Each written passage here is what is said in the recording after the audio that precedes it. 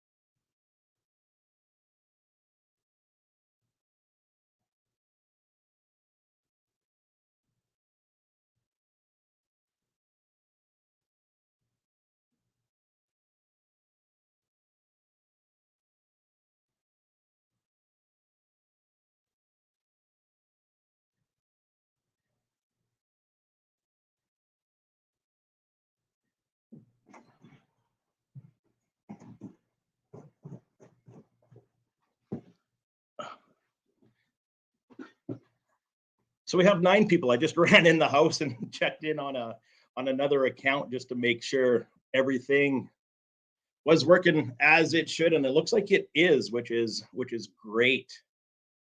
I see Darryl's here. Darryl's definitely going to jump on and help me on camera throughout this presentation.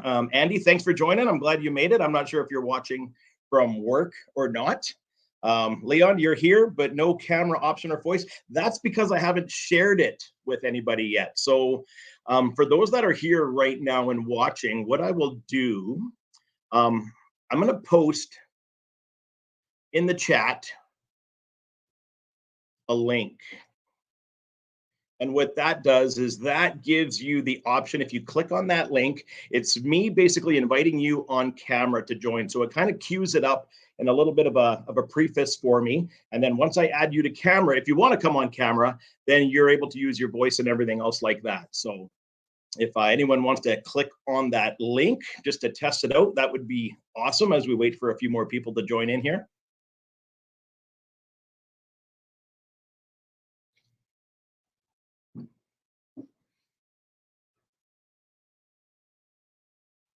And that link is posted right in the bottom of the chat.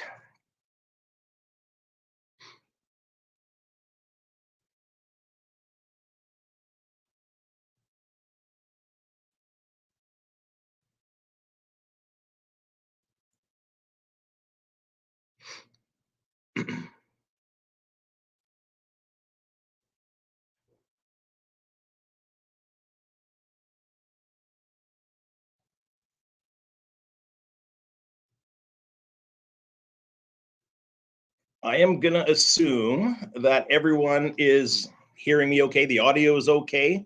Someone gives me a thumbs up in the chat. That would be awesome. Otherwise, I'm just talking to myself and all you guys see is moving lips.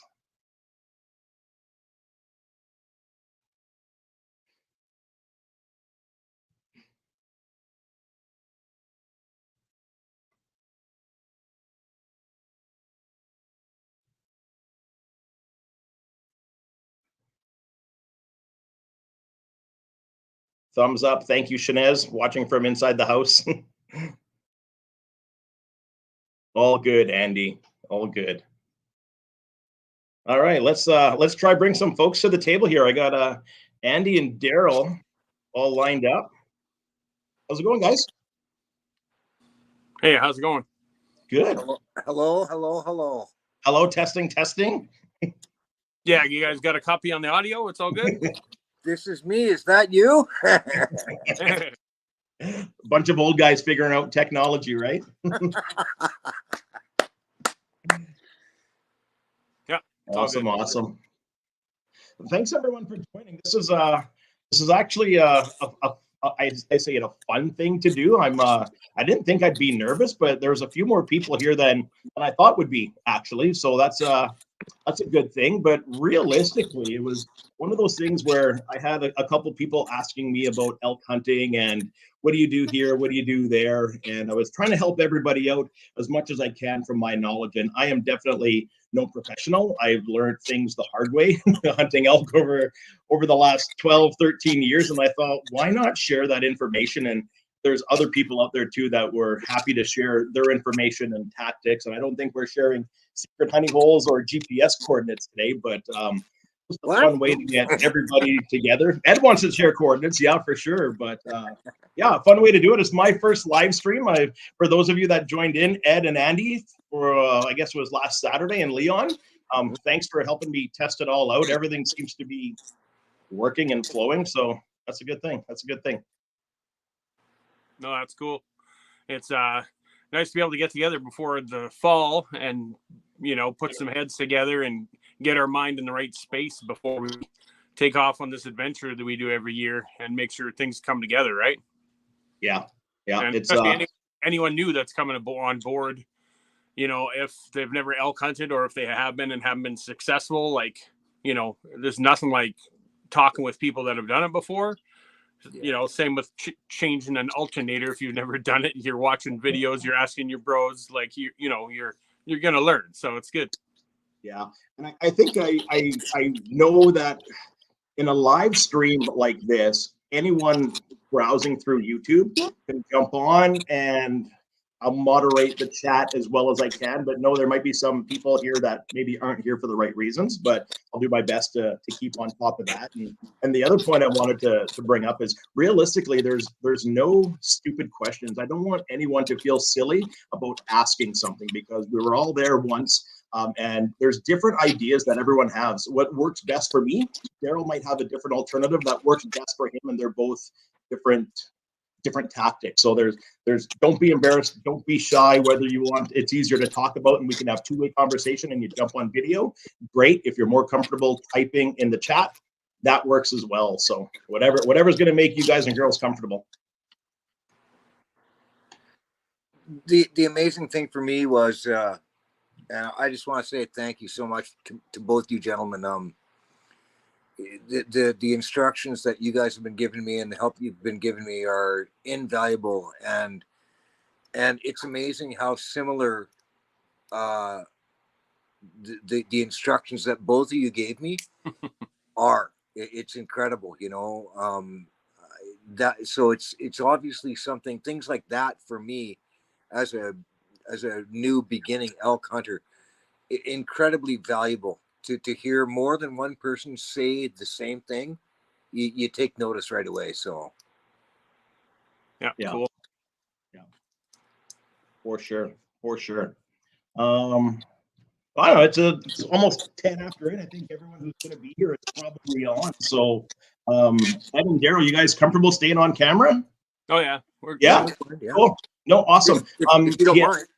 Yeah, no, all good. If there's anyone else, I'm gonna throw it back in the chat, just so it's kind of at the bottom of everyone's chat window there. And if you wanted to come on, and even if your hair's not done and you want to cover your camera and just use the audio, that's fine too. But if you wanted to, just click on that link on the bottom there, and we'll get rolling. So I don't know who's here, to be honest with you. It shows that there's 9 people watching, which I'm very appreciative of. But if you wanted to throw up your name in the chat to let me know who you are, if you're comfortable with that, or even if you have any social media accounts and you're like, hey, I operate under this, and I mean, it's networking and connection. So that's how we all learn and whatnot. But I think what I'll do is kind of take you through, I guess, from the very beginning of you're new to elk hunting. Where do you go? How do you find sign? What are you looking for? And for some of you, maybe this is old news and it's like, yeah, I got it. But realistically, eventually in the next little while here, I want to turn it into a Q&A, questions and answers. So if you learn something from what I'm about to tell you, great. If you learn something from what Darryl's about to tell you, great. If we haven't covered something, definitely ask us. Someone in the group has probably ran into that that experience before. So I think the hardest thing everyone has to do, and I wrote my notes, forgive me if I'm looking down, looking for elk. If I'm looking down, it's because I got the chat on an iPad that I got in my hand kind of thing. So and if you see me wiping my forehead, it's because I'm in my garage and it feels like it's about 38 degrees in here. So locating elk, and I think everyone kind of goes on the Google satellite maps, or maybe your iHunter or whatever you're using to look, and you're like, where do I find elk, right? And they're almost no different than any other animal. They're looking for bedding areas. They're looking for bush for cover. They need to eat, so they're looking for agricultural fields where they're going to go and feed. They're also like to work their way through different drainage areas and valleys and elevation changes, right? Like we know those days in September and October, they can still be hot. So they're looking for those deep, cool spots. They're looking for creeks and rivers that they tend to flank up and down. And realistically, they're a herd animal. So they're going to travel long distances and they're going to change quickly. Sometimes they'll be there for a couple of days. They're going to make their migration path, kind of change it up for a few days and then come back. So you're almost looking for everything that you're looking for in regular animals: bedding areas, food, shelter, and their travel paths that go along it. So once you've kind of located that, whether you're putting boots on the ground or you're looking at an e-map or e-scouting and you're using a map and you're trying to figure that out, different tools there to help you at least hopefully get into the right area. And then once you're there in the right area, you're going to look for some signs. So I'm going to throw up on another screen here if it works. If it works, everyone will slide over. Everyone can see that okay? That's a shitty picture. I don't know. I know it's a shitty picture, but if you're looking at it, I don't know about anybody else, but anytime I'm out in the bush and I come across poop, I pick it up. I want to know where it came from. Is it still warm? How fresh is it? Where did it come from? And kind of all those reasons why. So when we say we're looking for fresh elk poop, we're looking for green stuff. And that you can see is pretty fresh. That's within 24 hours. And you're also, I mean, you're going to see it and you might step in it. You're also going to smell it, right? When it's that fresh, you're definitely going to smell it. So when you come across signs like poop and green, you know they've been there. The less green it is, obviously, the longer it's been since it's been laying there, and maybe the elk have moved on. The other thing that you're going to look for, as I go back and forth here, is you're going to look for rubs. So elk rubs are a little bit different than some of the other ones that you see with moose and deer, where it's kind of isolated in one area.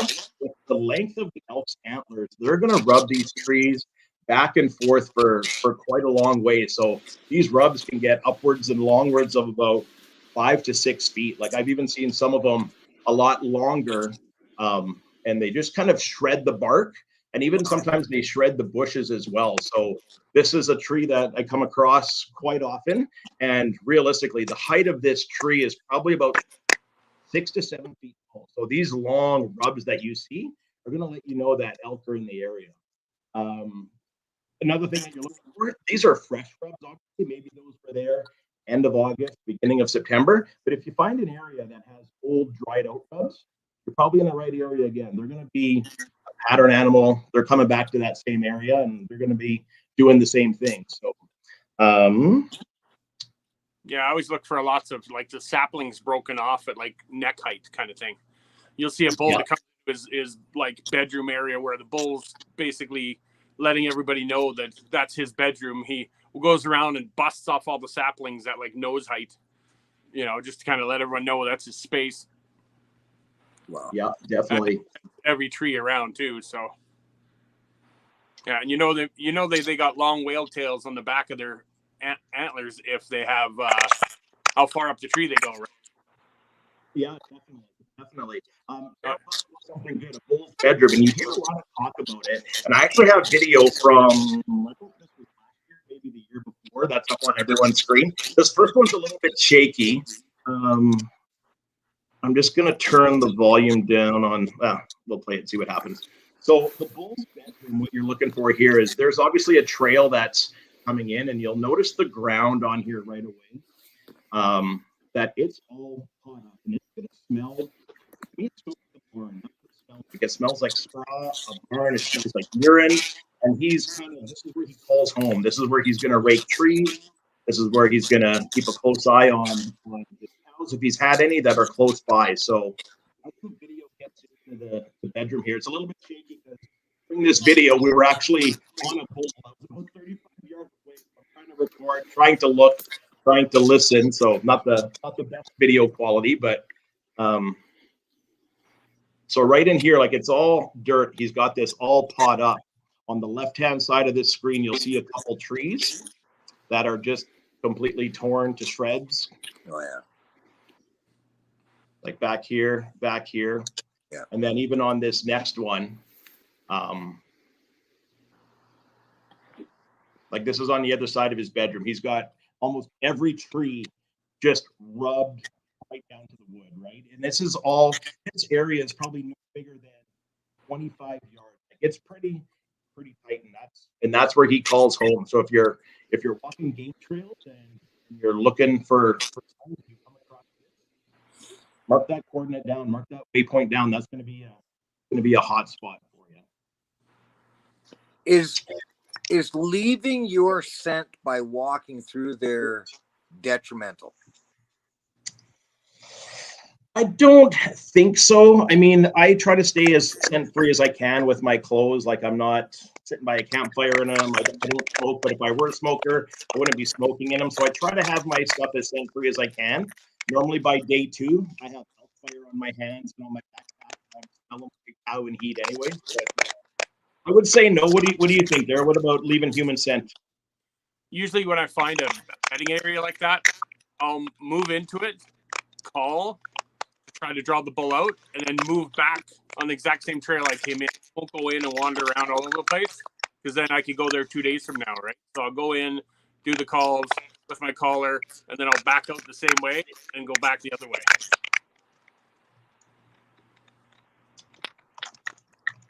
I see the chat's going that connection might not be that great. So, Jeff, I know your microphone might be pretty directional, because when you turn your head, your audio kind of cuts out. You might have to straighten it up. I don't know how I sound if I'm cutting in and out. I try not to. No, sounds good. Okay. It's a little bit crackly. I know what other people do, and I've done this in the past, Ed, is you'll take the elk fire, like the elk cow and heat, spray it on a little bit of a shoelace, tie it around your ankle, and let it drag. It'll be like a drag scent, right? So. Okay. Yeah, but excellent. Yeah. What else am I looking for? Oh, we never talked about the others. Let me talk into my microphone.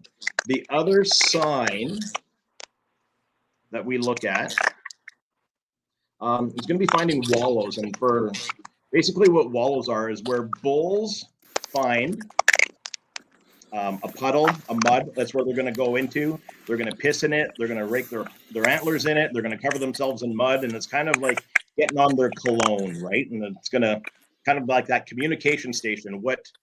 What elk is there? There's different bulls that use the same wallow. So if you find any spots that look something very similar to that, another hot spot, this wallow here that's on the screen right now was actually about maybe 35 yards from a bull's bedroom. So obviously one that he used quite a bit. That's incredible. Yeah, you'll catch the bull. He'll be covered in mud sometimes. Keep the bugs off him, right? So we'll go in there and roll around, get mud all over his hide, help keeps the bugs off. So. Sure. Um, Sorry, I got my phone going off with other people trying to get in as well. So that's kind of, I guess I'll open it up here for kind of questions for locating areas, what to look for in signs. Anyone have any questions on that or anything that we've covered so far? Or no? No, I mean, Okay. I'm just sucking this all in. You guys are so valuable and so knowledgeable that this is a treat. Believe me. I know I ran into Josh at Parkland Bowbenders Range last night, and he goes, I don't know if he's on. I can't see if he's on. He said, I'm going to have a notepad. I'm going to write everything down. But realistically, that's great if you want to. But as soon as this live stream is over, I'm going to post it to my channel. So everyone here and whoever can't make it, can go back and look and listen to the things that we're talking about. So if you're trying to scribble down notes and you're missing some stuff, you can watch the video again Yeah, later. I was going to do exactly that. When you said you were going to post live afterwards, it was like, okay, perfect. Now I'll be able to go back and hit pause and take notes and do it at my leisure. So that's awesome. Yeah, for sure. So we're in the area. We found some signs, found some wallows, we found green food. Great, there's got to be elk here. Let's go with some calls, and we're gonna belt with some calls, and the elk are gonna come running in, and in the first half an hour of daylight, it's over. Right? That's how it works for everybody. That's how it works for you, Darryl. On the best day, maybe. Oh man, it's been one of those. I've had years like that where it seems like you do everything right, and it doesn't matter what you do. You go days without seeing stuff. That's just kind of the way it goes. But some of the things that worked best for me is a couple different calling sequences, right? But I think before we get into some of the calling sequences, most people have heard about hang up spots. So that's basically, Ed, I'm just going to drop you off camera just for 1 second here, just to see. I'm going to bring you back if you click on that link, okay? Just doing something funny.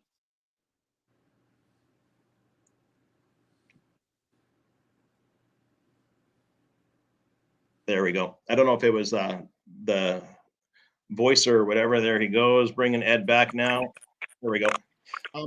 So we've all heard about people talking about hang-up areas, right? So I think it's important to know that elk have such precise hearing that basically they can pinpoint where that sound is coming from. And when we talk about starting a calling sequence, you want to be able to locate elk, see if they're going to answer you back, but you also got to be very conscious about the setup in the area that you're in, essentially. So if you're standing in a clearing that's 300 yards across and you're standing on the edge and you're going to call a bull and you think he's going to come running over from the other side of the field, chances are not likely, because he's going to poke his head out of that field in that cover from the trees, and he's going to look and he's going to be able to see where that call is coming from. So if he comes there and he can't see what made that sound, or he sees you standing there, most of the time he's going to turn off. So you want to have, when you start calling, you want to make sure that you have yourself kind of in that shooting situation. If something were to come in,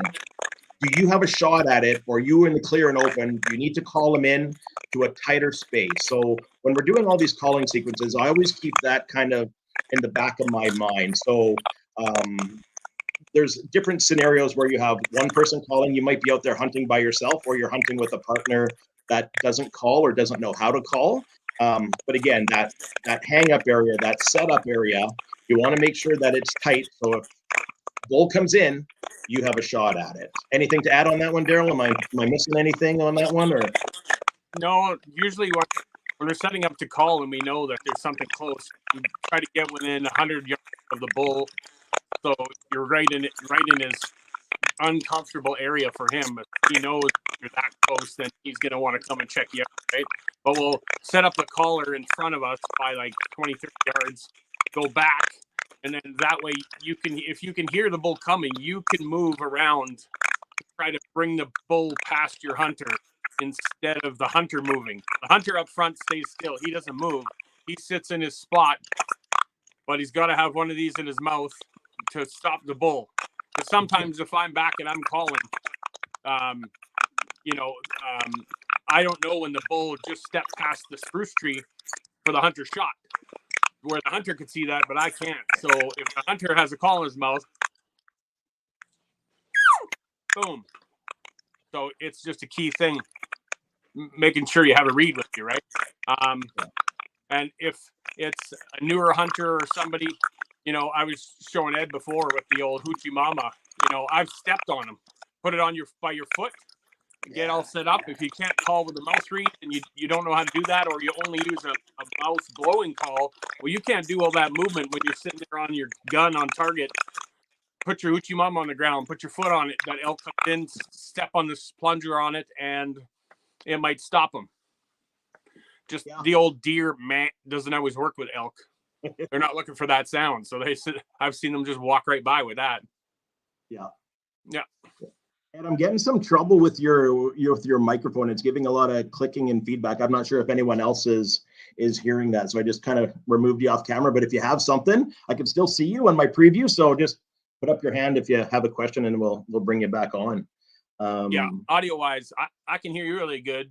But when Ed was on, I could kind of hear the crackling. I think yeah, maybe his mic volume's too loud or something. I'm not sure. Yeah, that could be. Yeah. So one of these things, and it took me a while, and I'm not sure if anybody read in volume 2 of Alberta Wildlife Stories, I had an article in there that was kind of considered calling versus communicating. And I think that was my biggest problem for the first 9 years of elk calling. I would practice calls, and I would practice at home, and I would practice in my truck, and I'm like, I can do a bugle, great. I can do a chirp, great. I got out there and I could call, but I wasn't communicating. And I think over the years, and I've learned so much from failed attempts out in the wild, out in the bush, where things didn't go my way. And I'm like, am I really that bad that these things turned around and ran away from me? Like, come on, I'm not that bad. And then lots of materials online too, right? Like, I mean, Elk 101 and the Elk Bros and Paul Medell, the Elk Nut, Turner. Right? Yeah. And I mean, I gotta know what you're saying. So yeah. So it's one of those ones where hopefully what will kind of take you through is going to be what to say when, and kind of what the sounds that we do, kind of how they're enticing each other, whether it's a bull, whether it's a cow, whether it's a herd, whether it's a satellite bull, and kind of go from there. So everyone kind of gets out there and rips off a location bugle, and they're expecting to hear something come back right away. But the reality of it, at least in Alberta and a lot of the places where I hunt, these elk are under tremendous pressure. They're getting hunted by hunters. There's predators out there. And basically, the more pressure that they have, the quieter they get. So if there's pressure in the area, a lot of times they're not going to respond back. You're going to belt out a location bugle. They're not coming back going, yeah, hey, I'm over here. They're going to be like, great. And I heard the truck and I heard the quad 2 minutes before that. And I'll put my hand up. I'll admit it. I've done it. I've gotten frustrated where I've hopped on the quad and I've ran from here to there and I've fired off a bugle and I've waited. Nothing here. Rip down another few 100 yards and do the same thing. And it wasn't working. It wasn't working. Yeah. I'm just looking in the chat here too. It looks like, I think it's Dylan that's hanging out in there. If you have a bull hanging up at 30 yards, just put that up on the screen. Just a touch behind bush. You need him to take a step out. What would you do? Oh, he's asking questions. Okay, so here's the question. I wasn't reading it as a question, but let's put it out there again. If you have a bull hanging up at 30 yards, just a touch behind the bush, I think it is behind you, and you need him to take a step out, what would you do? And it is Dylan. Dylan, I think what I would do in that situation, if I'm reading the question right, is I would almost throw another call away from myself. I wouldn't project to him. I would project away from him. So he thinks that I am leaving and he's going to come follow me. So if I'm understanding the question, that's kind of what I would do. Yep. Yeah, I think like you project the call behind you. So you would call back to make it sound like you're behind 30 yards, or we like to use hand signals. So between the different hunters that we're hunting with, we got different signals for call and for bugle and for everything, or break some bush, right? If the elk holds up and your caller's watching you from behind, and you can go break some bush, you know, he can start raking a tree behind you where you can't because you can't move. That sometimes makes them step out and go, you know, what's going on out there, right? So you call back, get them to break something behind you. I've seen that work. Yeah, for sure. Leon's asking, but not a challenge call. I think not at that, depending on the situation and what brought that bull in. I don't think the scenario, he's coming to your calls, but maybe he's coming in quiet and he doesn't know how. So a challenge bugle, I don't think is the right call at that point, because he's not expecting a fight. There's no cow introduced. There's no, they're going to fight over one thing. That's going to be cows, right? So a challenge bugle is going to be like, well, what are we fighting over? And he might take off. So yeah, if he's that close, you may not want to bugle in his face. You'd want to do like a soft cow call to try to entice him to step out instead of screaming at him. Because if you scream at him and you sound too big, he's going to say, yeah, I'm not fighting today. I'm taking my cows and I'm leaving. Yeah, for sure. And I guess Dylan's asking, what kind of call would you give out? And I think it would depend on if I was doing a sequence or I just heard him, but definitely something not aggressive, maybe a cow chirp, or maybe lost calf, something like that, something that's going to make him inquisitive, right? So, yeah. Or we've done it where you just let out a moan, like a low bull moan through your bugle, and have your tube tucked under your arm, and just kind of, and just something to say that I'm over here, but nothing aggressive. Yeah, for sure. Kind of the one thing that I like doing is if you're looking for cold calling, what I'll call it, and you don't know if there's anything in the area, you see sign, but you're not seeing elk, like Darryl talked about, like soft chuckles, low moans, non-aggressive, some gentle herd talk, like just cow and calf, like just gentle, just to see if something's going to respond. Most likely, if it's an area that has some pressure in it, and they hear elk noises, sometimes they're going to give you something back. And you know what? It might be soft as well. So after you give those calls, a lot of people talk about it. Don't start running through your backpack, moving zippers. Those calls can be soft and quiet. And if you're hard of hearing like me, sometimes you hear it too late and you're like, wait, what was that? Was it that way? So make that call, be patient, and then kind of see what happens from there. Yeah, similar what we do when we're calling coyotes when we're predator hunting. When we set up, we start calling at a lower volume in case there's a coyote within 150, 200 yards, right? I don't start at full volume. I start out with something low, so then it brings them in to stick their head out to see what's going on. And then if nothing comes in within the first, 5-8 minutes of calling, the next sequence would be louder to get it out farther, to reach something farther. Elk can hear pretty good. They got big giant ears, but we usually start off not full volume, start off mid volume. Yeah, for sure.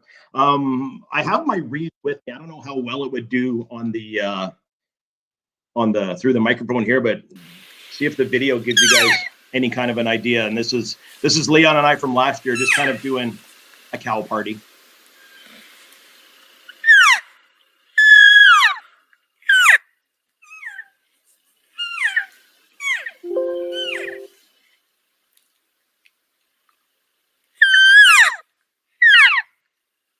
So I'm using a couple different reeds, couple different tones.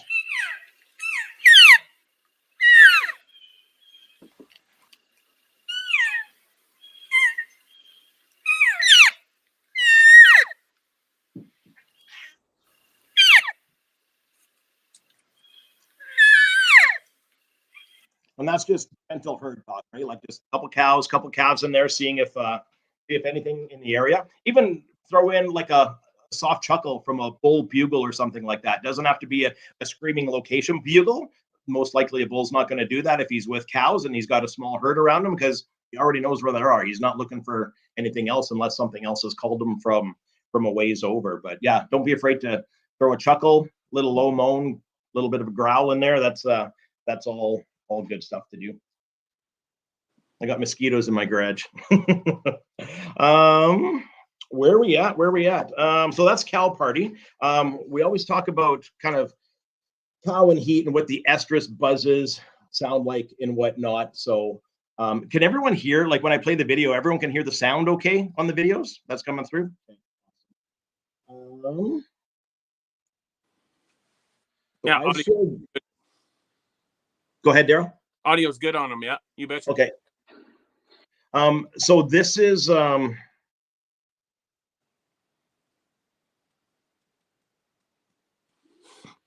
just going to load this up here. So I recorded these in the truck one day, and that's where I do most of my my practicing. And realistically, I made these videos and I sent them to my hunting partner Leon to practice these, so we knew what we were doing. But lo and behold, I've shared these with a couple other people just to have what it sounds. So this one is kind of the elk estrous sounds when an elk is coming into heat. So this is a cow coming into heat, a cow coming into estrous. It's going to be a mixture of the short mews, the short chirps, a little bit longer, drawn out, whiny mews, and a couple of buzz sounds in there as well.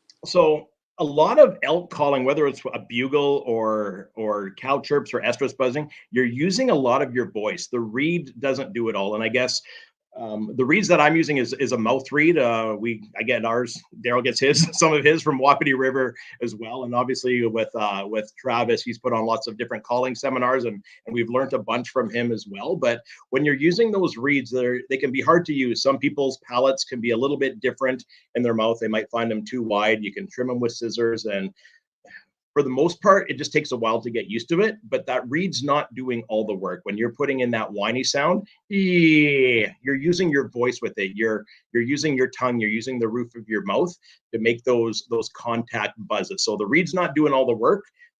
You're getting emotional with it, and you're drawing it out and making it sound like an elk. So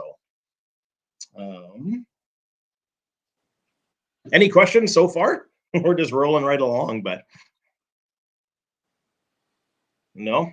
Yeah, if anyone has any questions and wants to jump on to ask them, I'll put that link back in the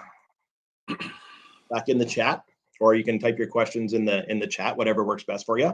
The one sequence, and I'm not sure who's looked at the elk nut app and whatnot. I actually use that one a lot because it has videos on it. Everything's good, and it's right in my phone. It gives me sound, it gives me video, it gives me great explanations. But one of the things that I love using for cold calling is kind of that slow play, right? So what the slow play basically is that you're a cow and you're a bull, or you have a partner that's calling, and you're doing two different sounds, and you're like a cow coming into heat, and there's a bull there as well. So basically it starts off really gentle with a couple cow chirps, nothing whiny, nothing emotional, just very, hey, I'm a cow and I'm here.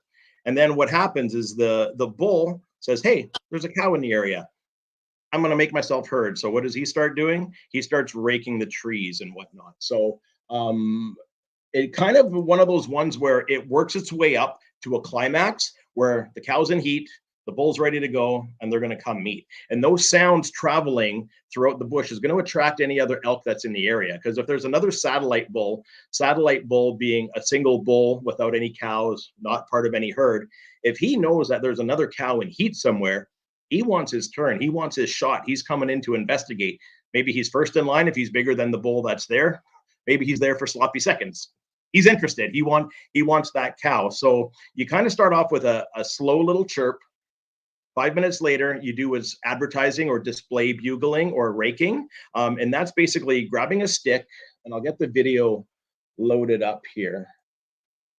Grabbing a stick, thrashing the bush, hitting the ground, breaking branches, and you're displaying. You're trying to show this cow that you are interested in her, you're big, you're strong, and then the cow's going to come back, and she's going to come back with a couple more whines, a couple more chirps, and then the bull's going to start raking a little bit louder, And then the bull's going to eventually get into some moans, some growling, some panting, and then he's going to do this advertising bugle where it's not a location bugle. It's not going and hitting that high note, but he's just making himself known in the area with some chuckles, letting the female know, hey, are you ready?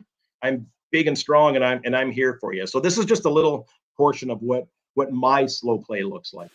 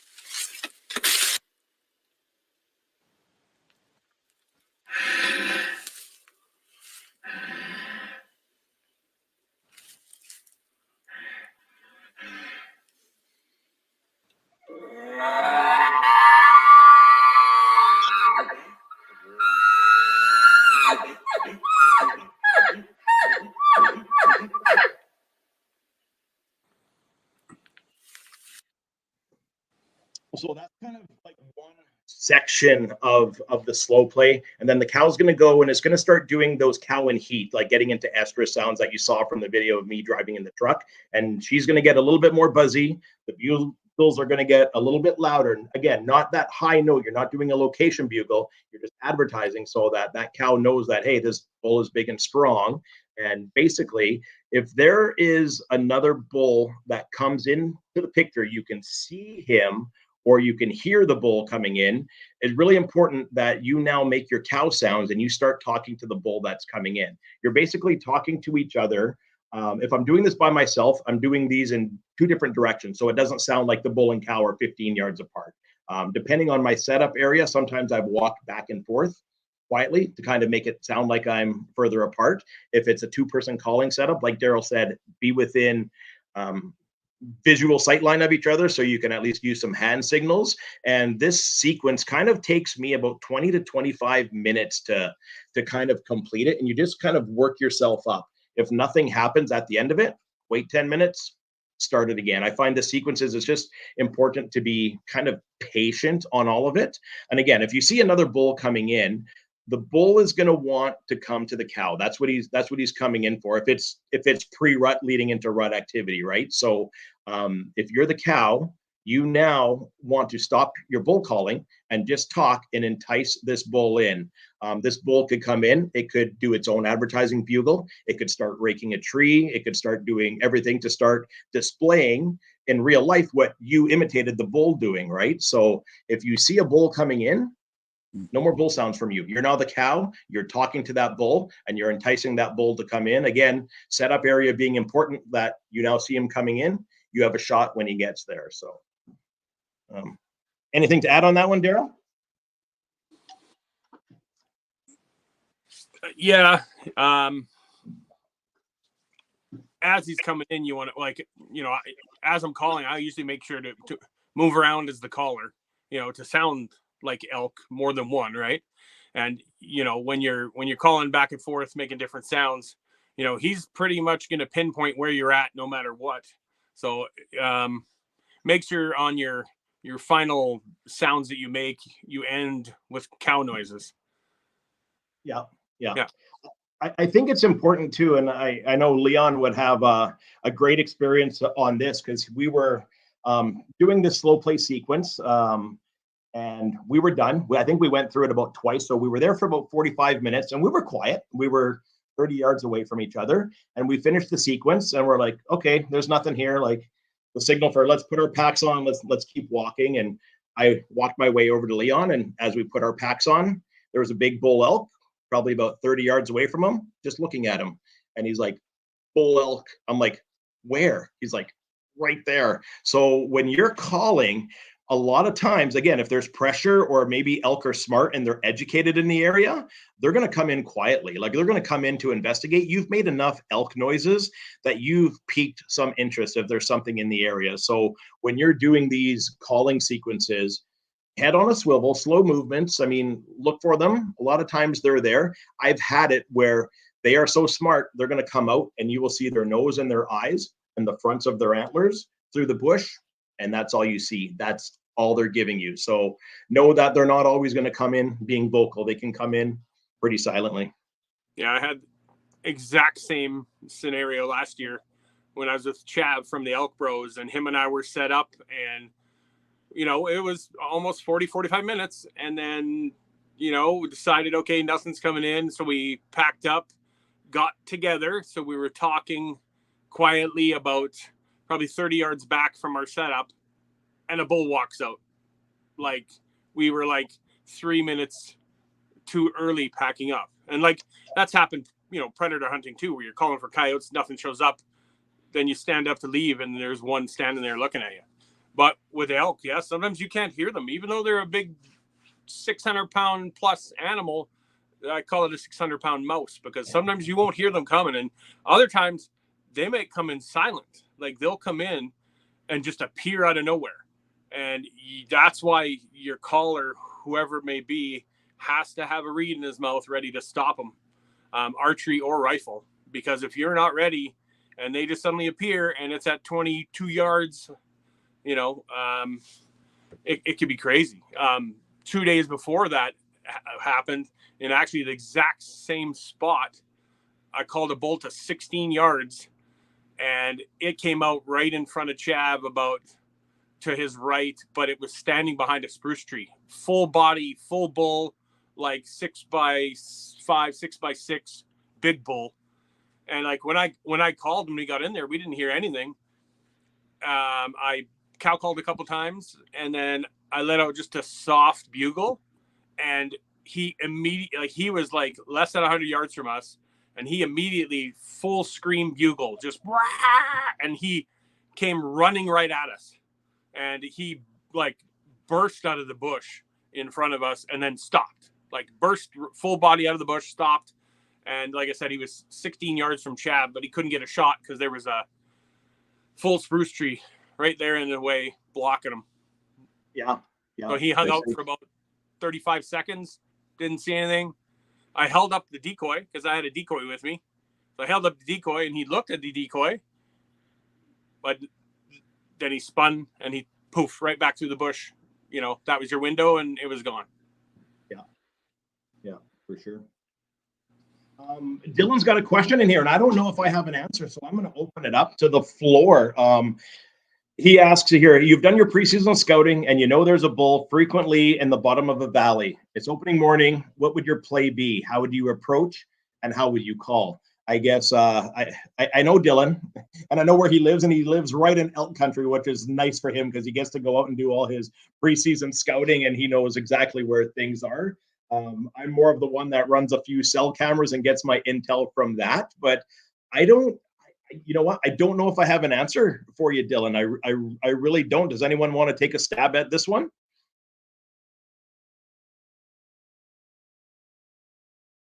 Any ideas, any suggestions? Dylan might have the answer. He probably does. He's a pretty successful elk hunter as well up there.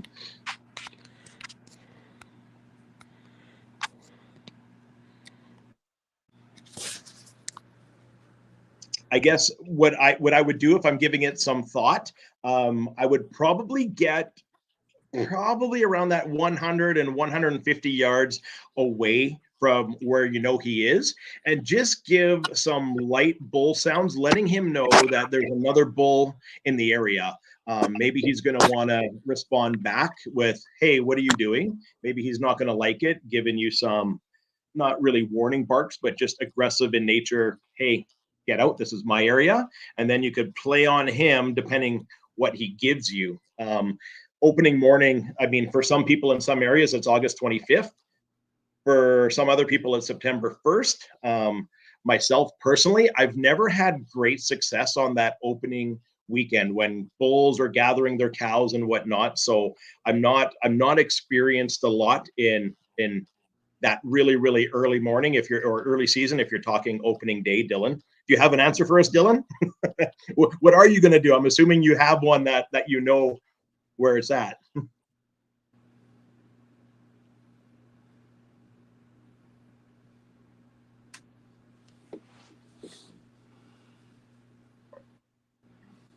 Anyone else want to take a stab at it? Well, yeah, he'll take a bit to tie something, tie something in, I guess, right? There we go. So we'll leave that on there. Another thing for what I find too is when you're out in the elk woods, a good tip, if you don't know what to do and you do hear elk, imitate what they're doing, right? Like if you hear something that's cow chirping, give a cow chirp back. If it's a bull and it's doing like chuckles and, hey, I'm over here, give them chuckles back, have that communication. But if you don't know what to do, kind of imitate what they're doing. And that has got elk a little bit closer in some of my instances. I think you got to make sure you don't try to be bigger than he is. Yeah. What do you do if you don't know how big he is? I've heard some bulls bugle and you think they're going to be a monster and they're an 11 point, meaning sticks. And then I've heard other ones that sound like me when I first started calling, going, what the heck is that? And it's been bigger bulls. I don't know. Yeah. Can I take a shot at that bottom of the valley one? Absolutely. Did you Google it really quick? No. If you run into that scenario where you got a bull down on the bottom and you can hear him, number one thing, I would look at my maps just to see the lay of the land, to see how I can approach it. You know, do I go to the right, the left, straight? Is there a beaver dam there? Am I going to be cut off when I get 3/4 of the way to him, right? So I take a quick look and see if I have any signal to get my map to be able to see what's going on.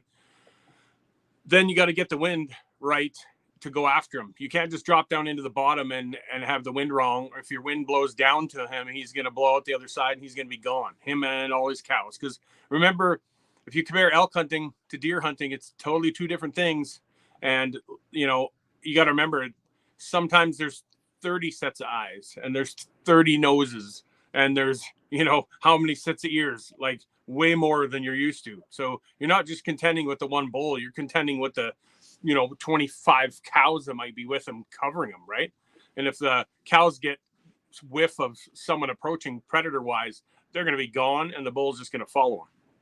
So you want to get the wind right before you move in on them, and then move in on them in steps. As I approach, I'll go probably about 60 yards and then I'll cow call, just soft chirped cow calls until I get within that 100 to 150 yard window. And then usually the bull, if he knows you're approaching, will let you know his location by a moan or a groan or a huff or a bugle. All depends if he's like running or not, but he'll usually let you know his location so you can try to get it set up the right way. And then if you're with a partner, you know, have your partner go ahead of you. If it's archery, make sure he's knocked up, has an arrow ready, and he's 30 yards ahead of you. Don't walk 2 feet away from each other, and don't walk with your archer behind you with an arrow nocked so he sticks it in your back when you stop. Those are funny things, but that's stuff that happens all the time to guys. Poke the other guy and clip his ear with a broadhead when you turn because you heard something over there and you're walking too close to the guy, right? So you guys got to stagger yourselves, approach slow, and make small elk sounds till you get close enough, because you don't know if that bull has all those cows, and if he has the cows and you get in there, you could blow him out. You'd rather call him to you than show up out of nowhere, shotgun blast, right? Yeah, for sure. Dylan's sent me a message here on my phone. So in his situation with the bull down in the valley, he says, I would get the wind in my favor, do a locate call from above, and see if he answers so I can get a location of the bull. If he answers, great. Move in close into range. If not, move down close to the bottom. Start off with a light chuckle or a moan. Act as a bull with cows or trying to call cows to me. That will arouse his interest from any bull in the area to come look and see. Calling wise, I would be calm and quiet. Elk have great hearing. Set up with a couple shot lanes with a doorway. Also add some cow chirps over time. Yeah, great technique, great tactic, and thanks for sharing that, Dylan. For sure, it's one of those ones where it's hard if you can't see them. What are they doing? We can only go on our senses, and their sensors are a lot better than what we have out in the field, for sure. One of the things, like when we talk about kind of hang up spots and whatnot, is that if you're having communication with an elk, and let's say it's a bull or it's cows, most of the time it's going to be with a bull. As I get the next video ready here, you're gonna, sometimes they're not going to come to you. Sometimes they're going to go away from you, or they're just happy where they are. They're in their bedroom, they're content, they feel safe, they feel sheltered, and you have to go to them. So kind of like Darryl alluded to, it's not like a whitetail hunt or a deer hunt where you got to be so calm and quiet. When you're moving in and closing that gap, if you've ever heard an elk run through the bush, you can hear them. When I mostly hear them once I bust them, and then they're running away from me, and it sounds like a stampede. But you can get in, moving close. I try to get to within that 80 to 100 yards. And as I'm doing that, I'm doing some calling just to see if he is going to message me back, so I can kind of know where he is. Is he moving around me? Am I moving around him? Am I pissing him off? And his cows have rounded him up and they're taking him further. So this next video here is kind of, Leo and I were making our way out of the area, and we heard this bull chuckle, and he kind of gave us just a couple things that made us stop and go, bull. We waited, we called. He wasn't aggressive and he wasn't immediate, but he wasn't moving, and we had to go after him. So this is kind of what it looked like when I moved through the bush, and the calls that I used to get close to him.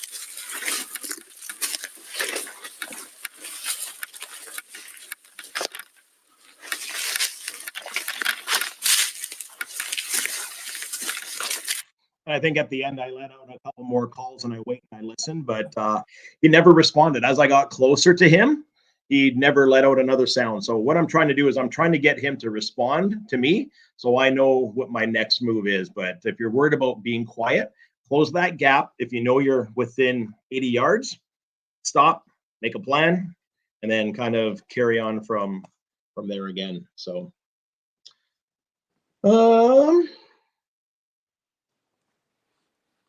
Dylan's got in there. He used that exact tactic that he explained to try to get the bull out of the valley on August 26th, the second day of opening season.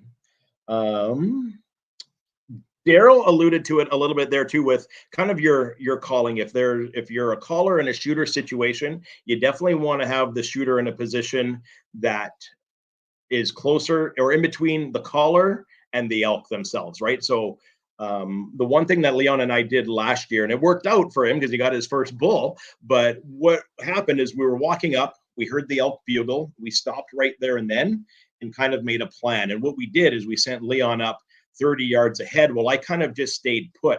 But realistically, in that situation, the elk has now heard kind of our sound. What I ended up doing was a cow chirp. So he heard that sound and he knew where I was. What I should have done is left Leon there, and I should have backed up so that the bull had to come across. But Leon's got tender toes and he can tiptoe pretty good. So he kind of went over to the left, up 30 yards. I stayed exactly where I was. I off my pack, brushed a little spot on the ground, and I ended up cow chirping him in, and I pulled him across Leo at about 15, 18 yards, and the bull never ever once saw where Leon was only focused on my cow calling. So if you're doing a 2-person calling, or a shooter and a caller, have that shooter closer to the elk so that the elk's going to pass the shooter and come to that pinpoint location of where that call is coming from. So, what do I got here? Let's do, maybe for some people that don't know, I found this one always really interesting to me. Shot placement a little bit. If you do get a shot at an elk, I always thought, you know what, it's archery hunting, I'm going to put it back here. It's like a deer. That shoulder blade on an elk is actually doesn't cover his vitals. So you can see how his leg goes up, shoulders up here. If you look in here, you got lungs and a heart down there. So when you're aiming, remember that. If you think there's a shoulder blade there, there's not. That's all vitals. And there's actually a little bit of a different one. Yeah, you want to remember on elk, you want 2 holes, in hole and out hole. You don't want to just stick an arrow in him and have him run away with the arrow sticking out of him, right? You want him broadside so you can get a pass through. Pass through should be everyone's goal out there. That your arrow goes through both sides, so he's bleeding out both sides. Yeah, for sure. If we're looking at shot placement, this is my first bull, so you can kind of see where that shot is a little bit here, and I'll get him a little bit more broadside. So that's basically right in the heart. And I'm not going to say that's where I meant to shoot, because when this guy passed me, I was with my rifle and he passed me at about 7 yards. I was on top of a gully. He was at the bottom of it coming through, and I didn't really have much to see but brown in my scope. And another picture of Leo with it. And you can kind of see right where it is, a little bit further back. But for shot placement, that's kind of where we're looking to hit him for quick and easy kill.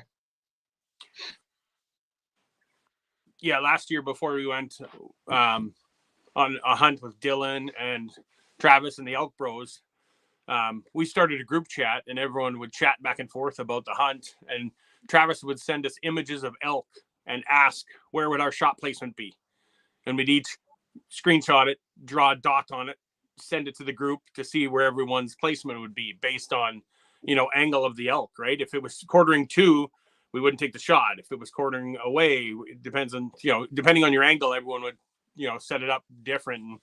And, being that everyone on that hunt was so experienced, they were all in the money almost every time. But it's good to see views from other people, because, you might have a guy that comes hunting with you, and, the only thing he's ever shot has been coyotes or white-tailed does maybe. And he just not sure where to put it, right?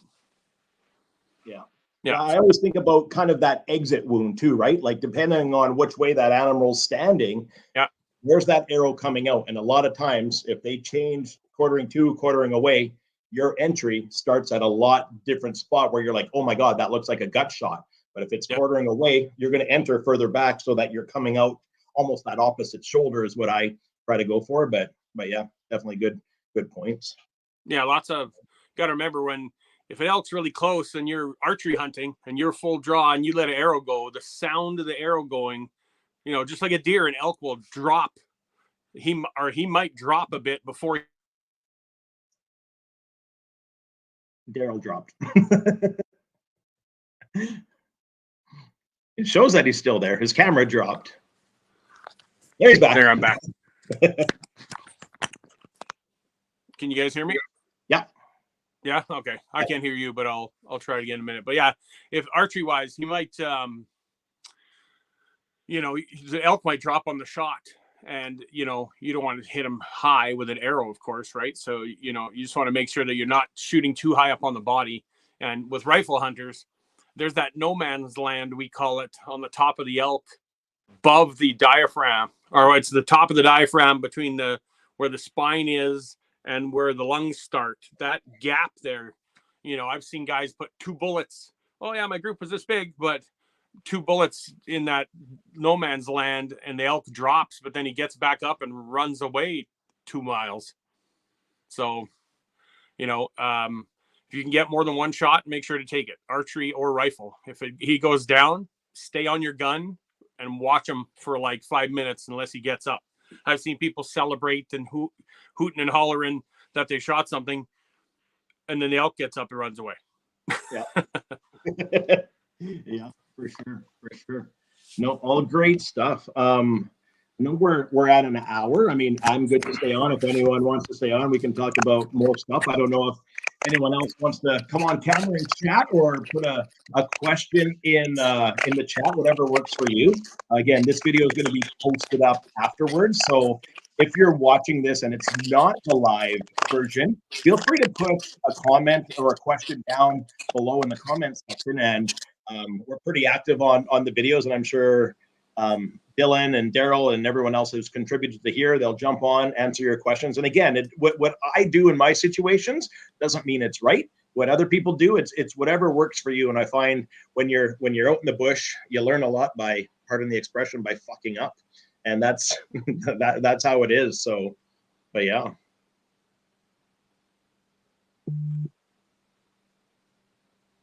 Any questions from the group or no, nothing? Is anyone even watching anymore? I don't know.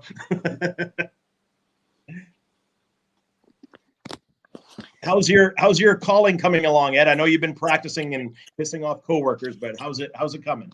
Not only am I making my coworkers mad, but you guys, this is going to be funny. When Darryl was kind enough to come over to the house, and he went through many different sequences, and one of the sequences that he went through, and it was very shocking, was he made the sound of a coyote. Well, I have two what I call puntable dogs. They're little they're dogs. cute.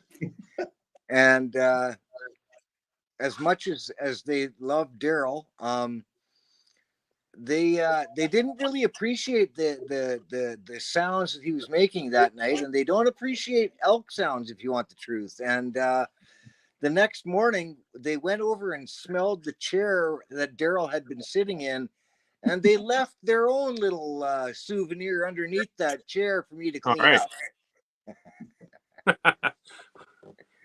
It's coming along. The calling's coming along. I too, Jeff, am doing similar to you. If you were to catch me at 5 after 6 in the morning in my truck on the way to work, all you're going to hear is soft mews and chuckling. Yeah, good. Yeah, for sure. I know you talk about the dogs coming and leaving their mark, and Travis O'Shea, the owner-operator of Wapiti River, he tells this story all the time, and I've never quite done it the way he has done it, but he'll say you get to a gravel road and you clear a spot with your foot so that there's no other tracks, no tire tracks on it, and you go there kind of at night before dark. Yeah, let out a bugle or some sounds and whatnot, and you come back the next day. A lot of times you're going to see elk track on it because elk are going to be inquisitive and they're going to want to come and do it. So I know for Leon and I, sometimes when we're at camp, we'll practice and whatnot. And we'll wake up in the morning and I shit you not, elk track through camp. And we're like, was this here when we pulled in? And obviously, like, they've walked through our camp while we've been sleeping because we've made noise there. So I'm going to add Darryl back on. There we go. Sorry. Yeah, all good. All good. What would someone look for? Dylan's got a question up here. What would someone look for in if they're scouting a brand new area for preseason? I'm not sure if you were on there right at the beginning there, Dylan, but kind of look for like rubs and wallows and the green poop and old rubs and elevation changes and valleys and where they're going to go for feed and those travel corridors that gets them from bedding and safety to feed and water and creeks and rivers and whatnot. But that's kind of what I look for.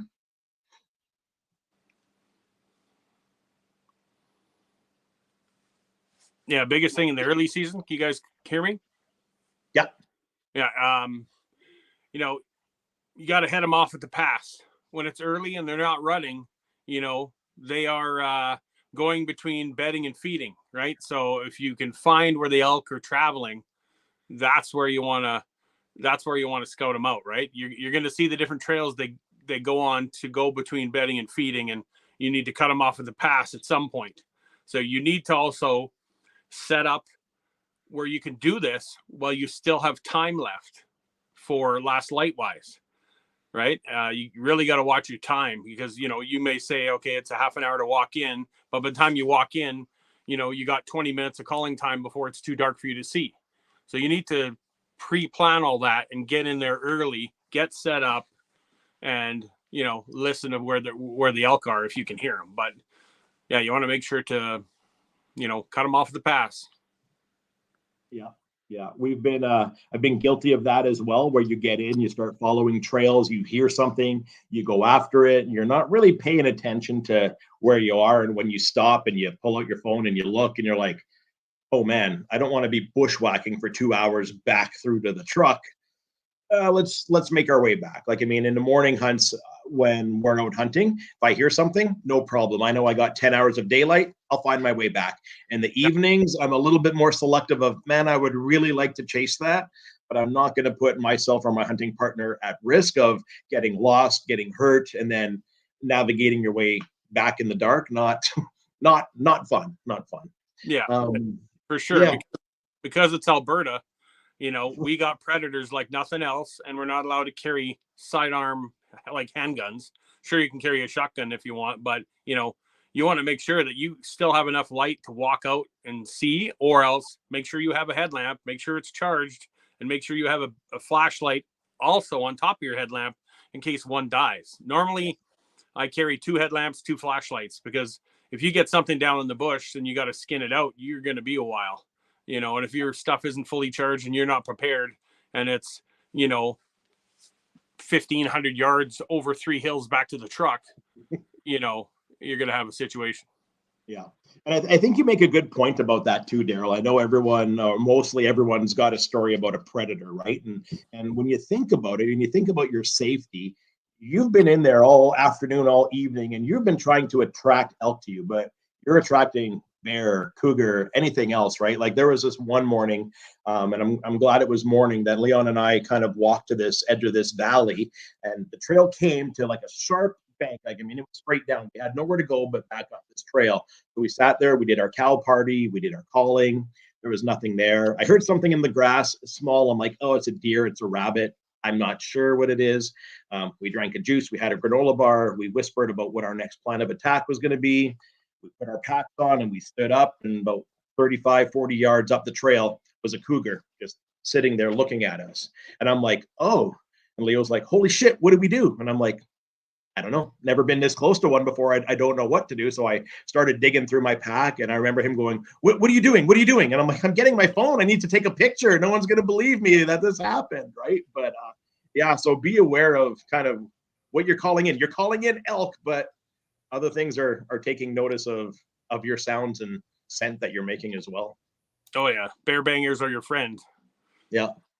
I never used to have. Well, at that time, I had my bow and my arrows, and I had a knife on my hip, and that was all I had. The rest of that trip, because I didn't have any bear spray with me, I packed the rifle on my backpack, and then that lasted for a few weeks. And then I'm like, man, this rifle gets in the way. I went to bear spray, and now one of us carry like a little short 12 gauge for predator defense. But yeah, it's a scary world out there. It's wild.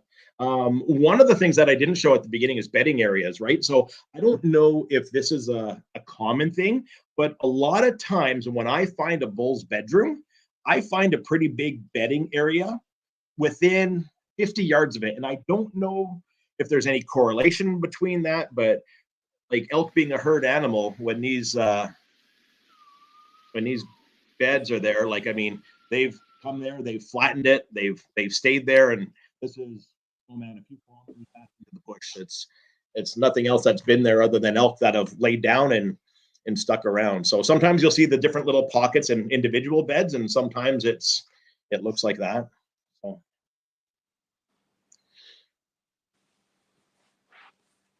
Anything else we need to chat about?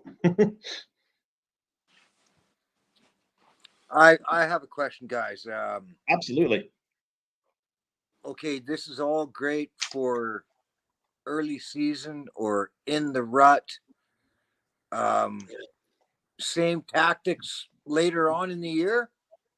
I mean, Yeah. we've got Good late question. season tags, right? So, come November, December, are you doing the same thing or what? I'm going to let Darryl take this one because I think Darryl has killed a bull or a cow in almost every month from August through to January. So have at her, buddy. Well, it's early season. We're cutting them off at the pass. We're calling. We're not doing crazy like estrous rut calling at the start of the season. Unless the elk in your area are starting to be really, really vocal, right? It doesn't get into that September 13th to 19th area in Alberta until they really start getting kind of in the rut. But it all depends on your area, how the temperature is, how the moon is, all the above, right? But after the rut, say if you go later season hunting in October, once you get to that point and they're not vocally calling back and forth, like because they're not rutting, you're cutting them off at the pass again. You're finding where they bed and where they feed. You're going somewhere in between and you're going to cut them off. Now, the bull still makes noises when he's traveling to tell his cows where he's going, and cows always chirp, right? So they'll always be vocal when they're moving, but lots of times they're going to be really silent, right? In later season, once you get into October. And if you get into November where it's late season or January, the late season tags, basically we're just finding where the elk are traveling, getting permission there, and then setting up to cut them off to be able to get a shot at them before they get into the bush or through the clearing or across the cut line. We're not really calling them in at that time, but we're calling to stop them and we're calling to let you know that they're there, right? So actually this year, January, my late season cow that I shot, I thought it was over. There was like 5 minutes left or 10 minutes left. So I started cow calling just to make some noise, just to say I was out there.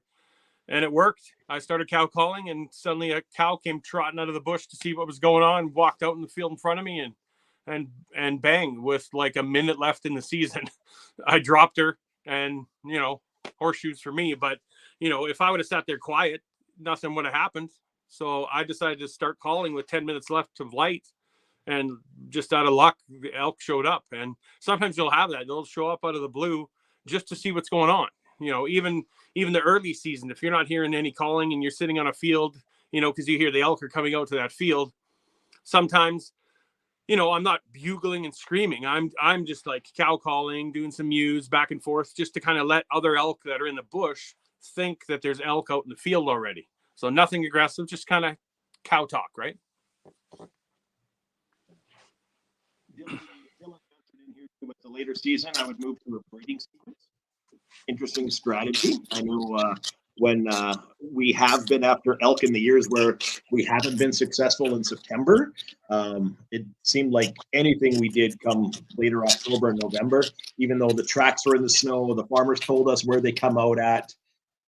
Nothing seemed to work. I never thought about doing a breeding sequence that late, but yeah, might be something I consider. Nothing else works. Do what you haven't done before.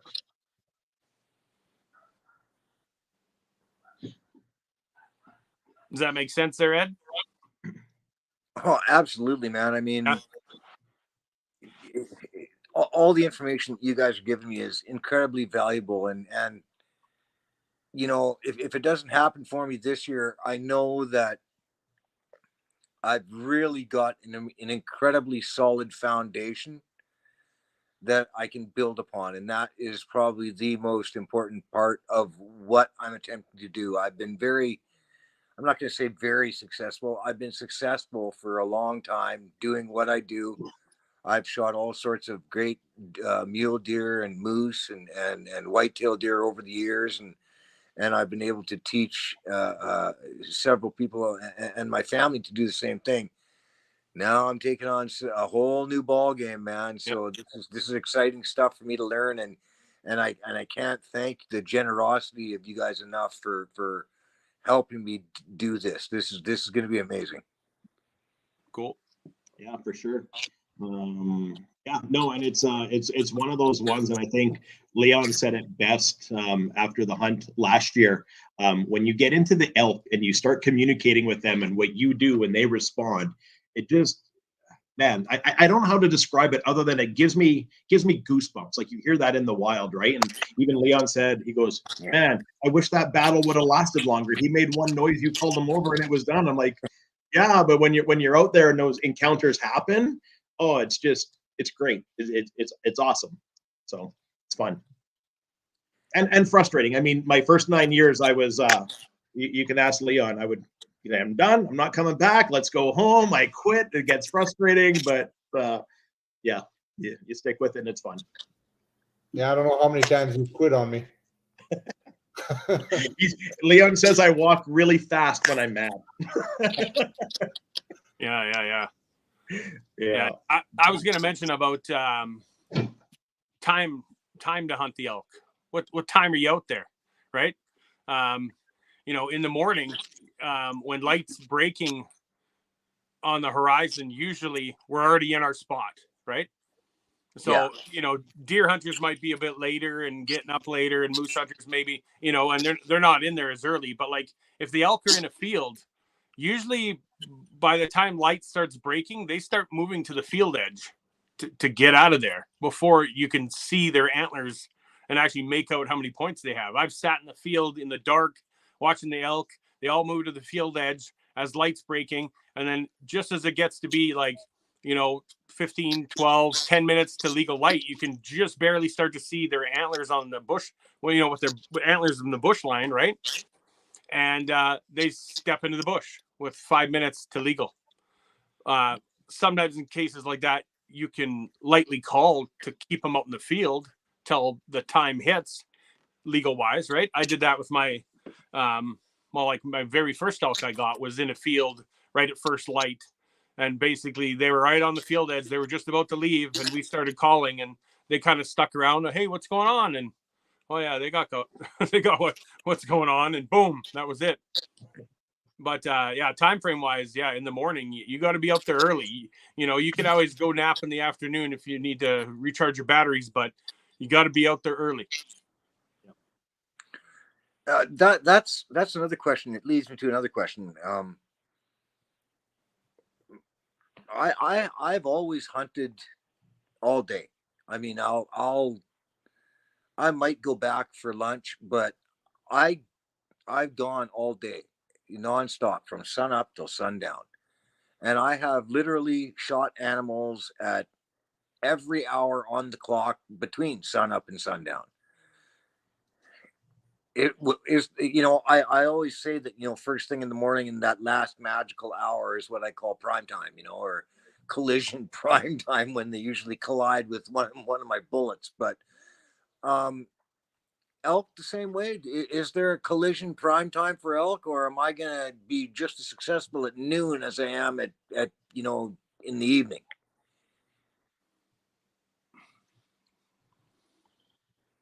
Well, I think. Go ahead, Darryl. Go ahead. So, thoughts are it's always best to shoot one in the morning because you have all day to deal with it. That's what I love.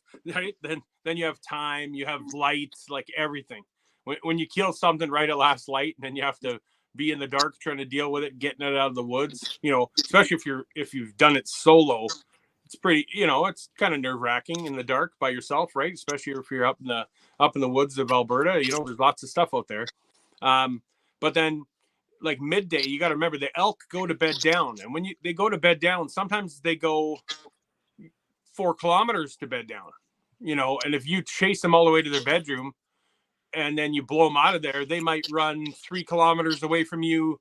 And then they're gone for a week. Like you may not see them again. You might have to get on to find other elk, right? So sometimes in the mornings we'll go out after elk, and then once they stop calling and we hit that like 11 a.m. kind of time. Lots of times we'll go back to camp, or we'll go scout another area, or we'll move into the bush into some other spots and try calling in there, raking trees and stuff to see if we can stir something up. But they go bed down and then they get up mid-afternoon to come back to go back to where they were feeding. So, you know, cutting them off at the pass again, you got to be there and set up waiting for them. You know, if they're already coming out to a field and you know they're coming to the field, be quiet. You don't have to call them. They're already going to come. If you sit there making a bunch of racket and you say the wrong vocalization, they might turn around and leave and not poke their nose out in the field that day, or they may not cross that cut line because you're making all kinds of calls. It's all depends on what they're doing. If they're really vocal, you could be vocal too, but I would stick with more of cow calls, you know, because cow calls are kind of soft and, you know, they're not as aggressive as bull calls. And, you know, a heavy bull call will scare a bull away and he'll pick up his cows and run, right? So, yeah, you can kill them during the midday for sure. But I've had them where we snuck up on them and, yeah, we've rose them up out of their beds and got shots that way. Or had the bull come off the hillside down to where we're at to investigate what we're doing. But we went in pretty quietly and we weren't doing anything really aggressive. I think, like, for myself, it's always been like within the first couple hours of the morning or the last couple hours of daylight in the day. But I know lots of people who have killed bulls and cows like middle of the day, right? Like, especially closer to that peak of the rut. I would say that peak of that rut in my mind is kind of like that September 15th to 21st kind of thing. That's kind of when I go, and I find like 17th, 18th is normally my two favorite days to be out there. But yeah, if you're making the right sounds and you're on a watering hole or at a wallow, and it's getting to the peak of that rut, the bulls are searching, right? So they're not gonna, they're thinking with the wrong head. And if they hear the right sound at the right time, they're coming, right? So it's hard because, I mean, I know for elk hunting, like Darryl talks about, get up early in the morning, and Leon will attest to it. It's like, are you waking up? Are you waking? Is it raining out? I don't know. Like, it's hard because then you're out there all day and you're bushwhacking and you're walking and you have a heavy pack and you're calling and you get back late. It's dark like at 9 o'clock, and by the time you get back to camp, it's 10 o'clock, and it's hard to stay out there all day, right? It's like, I just want to go back. I just want to have a nap, and a lot of times we do that, and a lot of times it's pack a sandwich, put some snacks in a backpack, because you hear a bugle go off at 10:30 in the morning. Well, you're not saying it's lunchtime. You're going, right? I mean, it's so, yeah. Okay, you opened up another question there. You said the word backpack. Yeah. Okay, what are you guys carrying? Because every time I see all of you guys, same thing. You got a backpack on, and again, I'm not an elk hunter, so I myself, I'm kind of lucky. I was a butcher, so I carry like a knife and a steel, and I'm good to go, man. Like, you know, Yeah. now Darryl has alluded to a few things, you know, have your calls easily available, have one in your mouth, obviously. And he also said, you know, a decoy. But what are you guys carrying in your backpacks? You know, like, I think, yeah, for me, mine's not a frame pack. I just use what I call a day pack, and it's got kind of everything that I need in there. It's got the headlamp, it's got a flashlight, it's got a couple spare knives, it's got an emergency first aid kit should we get into any trouble. It's has my jacket. A lot of times in the morning, it's cold, and within the first half an hour of walking, you're like, oh my God, I'm rolling it up, I'm putting it in my pack. It starts to rain, it's coming out. So it's not really anything that I don't think I'm going to need course of the day. Like, I mean, I don't think there's anything special in there. There's flint and steel, there's rope, there's, if I get stranded, do I have enough stuff to last a night or two? Yeah, that's what's in mine. So I'll do a shameless plug for Wapiti River. Carrying all the elk reeds. I used to have them in a Ziploc bag in a pocket. You lose them. Wapiti River's got this elk wallet case, and realistically, magnetic close has all my favorite reeds in there. I go through a couple different ones that hangs around my neck when I'm out in the bush, and they're right there. Velcro, if you want to put it on your pack. Yeah, it's and you know what? Rather than all these reeds sitting in the console of my truck, this is on the console of my truck right now. It has been for a couple months, so yeah, that's I find that handy as well. Okay, I'm gonna have to get rid of my plastic bag now. But Yeah, pack wise, want me to go through pack layout? So my pack, depending on where I'm going, depends if I take a frame pack or just a day pack. If I'm going mobile and we're in a spot where if we get elk down, we can use a quad or a machine or something to get the elk out. I'm usually not taking a frame pack because then I'm not going to have to haul the elk out by the frame. So it all depends what I'm doing.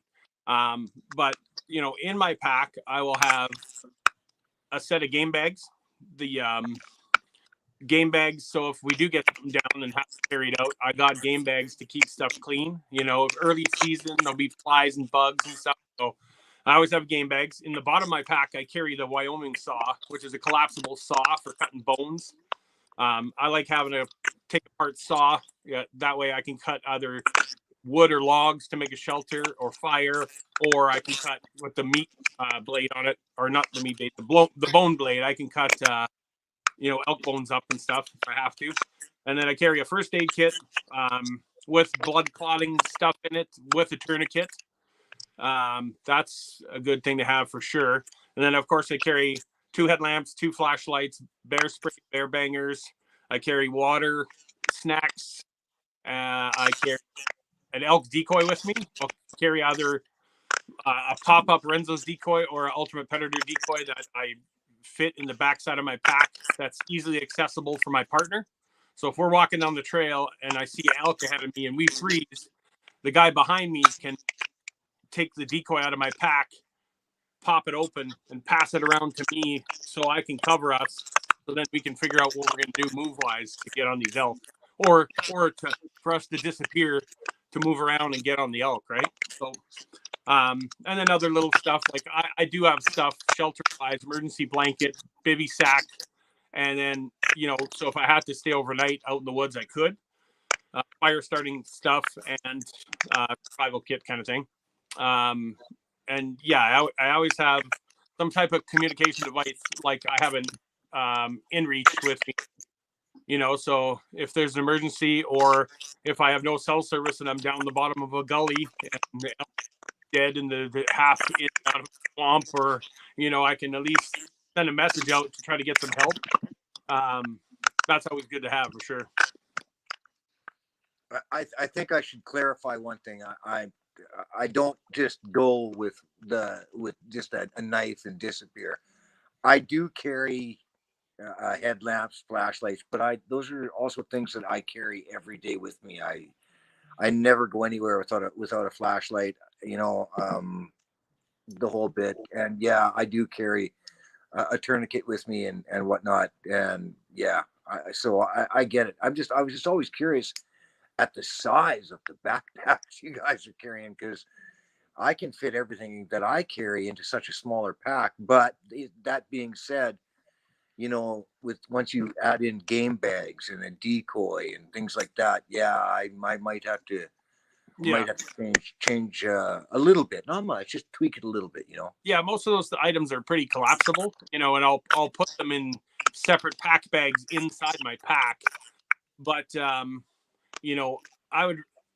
usually have about a 1,500 cubic inch pack as a day pack, or a 2,200 cubic inch pack as a frame pack, right?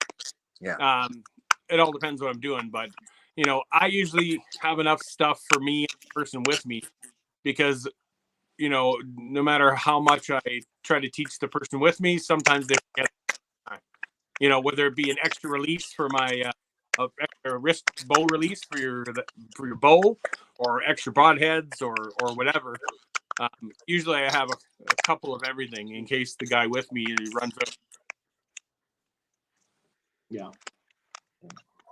We have a couple people dropping off in the chat there, so but I guess before everyone vacates, just want to thank obviously everyone for jumping on and helping us out, and hopefully you learned some stuff here. I know I continue to learn every year, no matter what, and definitely appreciate the friendships and the connections that we all get to do from the great outdoors. So that's awesome.